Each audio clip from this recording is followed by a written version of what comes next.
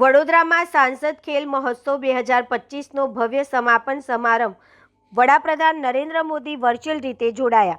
રમતગમત માત્ર મનોરંજનનું સાધન નથી, પરંતુ યુવાનોના સર્વાંગી વિકાસનું મજબૂત માધ્યમ છે.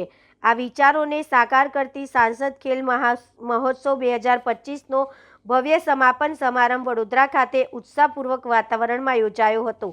આ મહોત્સવને યુવાનોમાં રમતગમત પ્રત્યે ઉત્સાહ, શિસ્ત અને રાષ્ટ્રીય ભાવનાનો સંચાર કર્યો હોવાનું જોવા મળ્યું. સમાપન સમારંભની વિશેષતા તરીકે ભારતના વડાપ્રધાન નરેન્દ્ર મોદી વર્ચ્યુઅલ માધ્યમથી કાર્યક્રમ સાથે જોડાયા હતા. તેમણે પોતાના સંબોધનમાં યુવાનોને રમતગમતને જીવનનો અભિન્ન ભાગ બનાવવા, સ્વસ્થ જીવનશૈલી અપનાવવા તેમજ દેશનું નામ રાષ્ટ્રીય અને આંતરરાષ્ટ્રીય સ્તરે ઉજાગર કરવા માટે પ્રેરણા આપી હતી.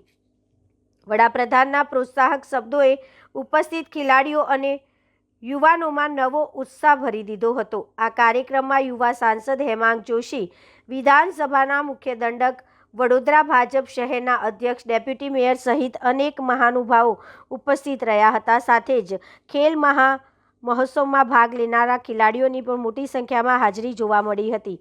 તમામ મહેમાનો એ સાંસદ ખેલ મહોત્સવ આયોજનની પ્રશંસા કરી અને યુવાનોને રમતગમતના ક્ષેત્રે વધુ આગળ વધવા માટે પ્રોત્સાહિત કર્યા હતા.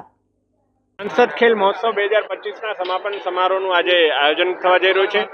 આદરણીય વડાપ્રધાન શ્રી સર્વે રમતવીરોને આજે વર્ચ્યુઅલ માધ્યમથી સંબોધવાના છે. ત્યારે આ કાર્યક્રમની અંદર આપણા માટે ગર્વની વાત છે કે સમગ્ર દેશમાં જે ટોપ 10 રજિસ્ટ્રેશન્સ થયા, એ રજિસ્ટ્રેશન્સમાં વડોદરા લોકસભાનો નંબર છે. 2,50,000 કરતાં પણ વધારે ખેલૈયાઓએ આમાં ભાગ લીધો છે.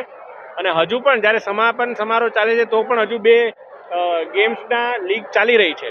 એટલે આટલા વિશાળ પ્રકારના આયોજનને તમામ વડોદરાના સંગઠનના કાર્યકર્તાઓ, રમતગમત એસોસિએશનો સર્વે સાથે મળી અને સફળ બનાવ્યું છે. ત્યારે આજના આ સમારંભમાં ઉપસ્થિત રહી સર્વેને મેડલ આપ્યું છે અને આદરણીય વડાપ્રધાનશ્રીએ વિકસિત ભારત માટે રમતગમતનું જે યોગદાન છે એને પણ તમામની સામે માર્ગદર્શન આપ્યું છે.